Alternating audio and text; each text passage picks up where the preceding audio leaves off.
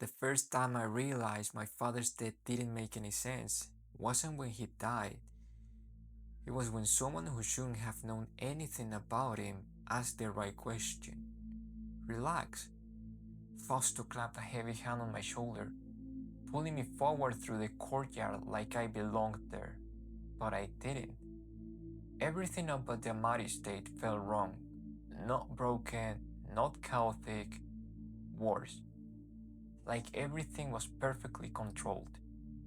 White stone beneath my feet, clean lines, silent men watching from every single angle. Even the air felt measured, like it moved with purpose. Fausto walked ahead of me with the confidence of someone who had grown up in that world. Tall, broad-shouldered, his dark curly hair slightly messy in a way that felt intentional.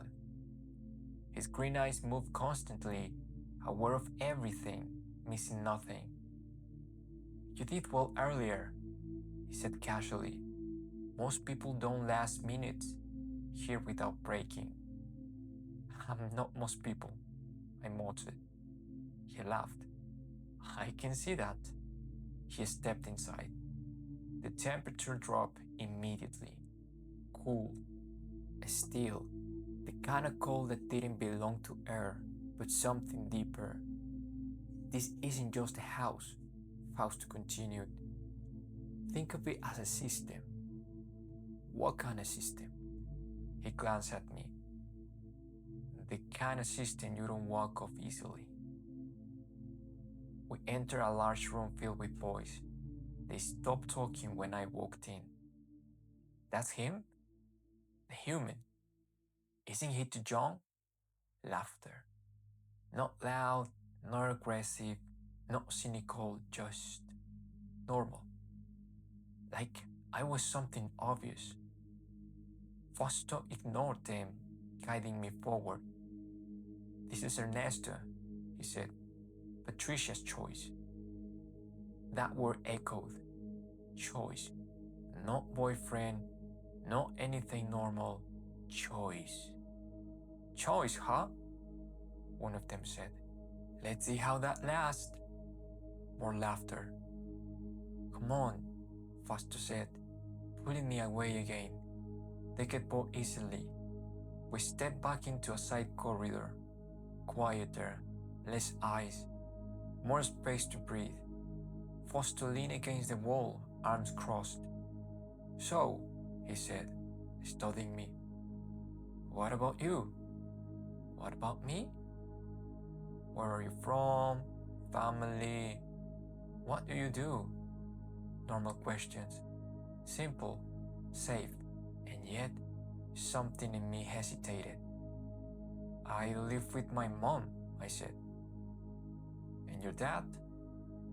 That question landed softly, but hit harder than anything else that day.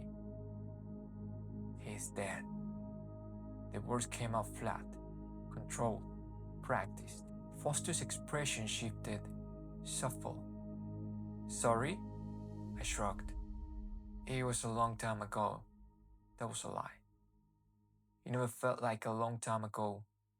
"How did it happen?" he asked. I hesitated. Not because I didn't want to answer, because I didn't want to remember. "Car accident," I said. "That's rough." I nodded.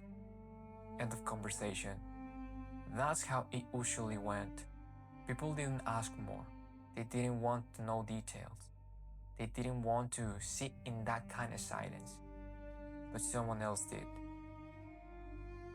"You leaving something out?" The voice came from behind us. Calm, precise, too precise. I turned and found out Lance. Tall, slender, his white hair fell loosely around his face, catching the dim light like silver threads. His skin was pale, enough to look unreal, but it was his eyes that held me again. Yellow, sharp, observant in a way that didn't feel human. He wasn't looking at me, he was reading me. "What?" I asked. He stepped closer. Not fast, Not slow, just delivered. You said car accident, he continued, but that's not what's bothering you. My chest tightened. Paused to shifted beside me. Lance. Let him talk, Lance said quietly. Not aggressive. Not loud, and yet Fausto stopped. You know more details, don't you? Lance went on, eyes still fixed on me. More than you tell people. I don't know what you're talking about. Another lie. He smiled slightly, not amused, not mocking, certain. Parking lot, he said. The word hit like a punch. I froze. How? Low speed area, he continued. Tight space, limited visibility. My pulse started racing. That kind of place, he added softly, isn't where people die like that. Silence. Heavy. Unavoidable. How did he die, Ernesto? Lance asked. And for some reason, I answered. He was run over, I said slowly. My voice felt distant, like I was listening to myself instead of speaking. In a supermarket parking lot. Fausto frowned. Lance didn't move. Was he alone? Lance asked. My throat tightened. No. I paused. My sister Angela was with him. Something shifted in Lance's eyes. Barely, but I saw it. I couldn't recognize them. I continued before I could stop myself. The words came out faster now, like they had been waiting. The bodies were crushed, bruised, destroyed.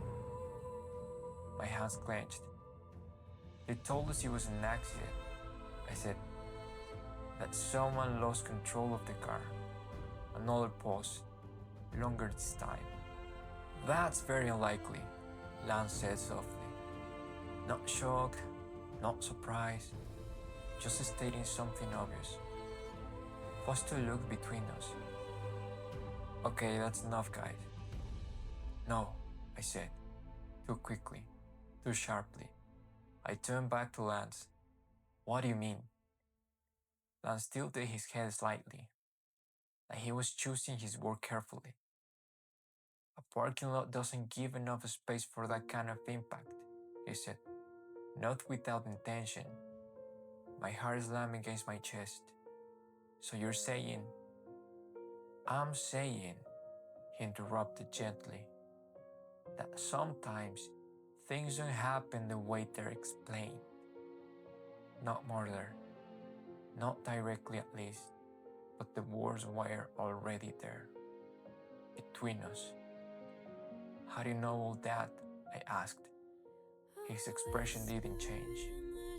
I pay attention.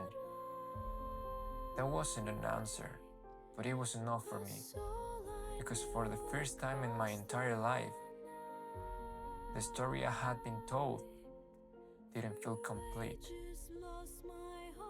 Be careful, Ernesto, Lance added quietly.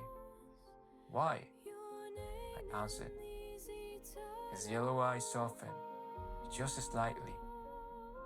Because once you start asking questions, pause. You don't get to stop. Before I could respond, the voice of Patricia broke everything.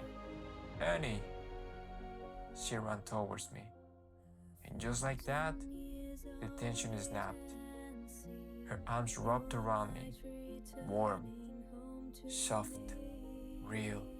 I missed you, she whispered. I held her tighter than I meant to, because suddenly I needed something to feel certain. I'm glad you came, she said, pulling back.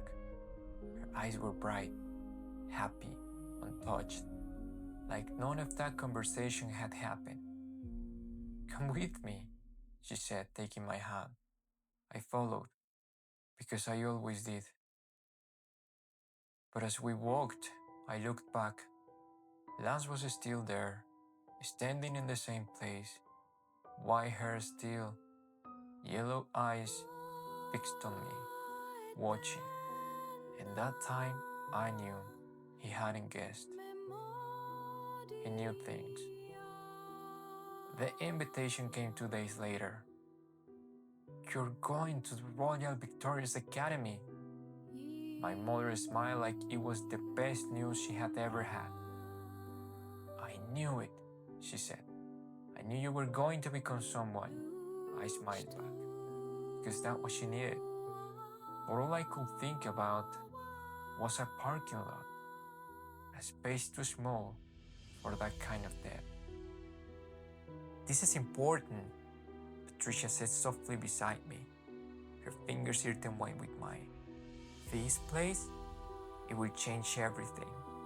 I looked at her, really looked, at the way she smiled, the way she held me, at the way she said everything, like it was something beautiful.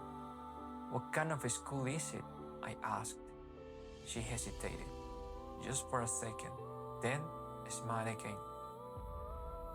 "It's where people like me learn who they really are." My chest tightened. "And what about people like me?" I asked. Her eyes locked onto mine. Something unreadable flickered in them. "They learn where they belong." That didn't feel like an answer. It felt like a warning, a powerful one. And somewhere deep in my mind, Lance's voice echoed again. "A parking lot doesn't give enough space for that kind of impact." For the first time in my life, someone else had said what I had always thought. And whatever the truth was, I was about to walk straight into it. Thank you so much for watching. This was chapter 3 of Vampire Bones, Love Me Till the End.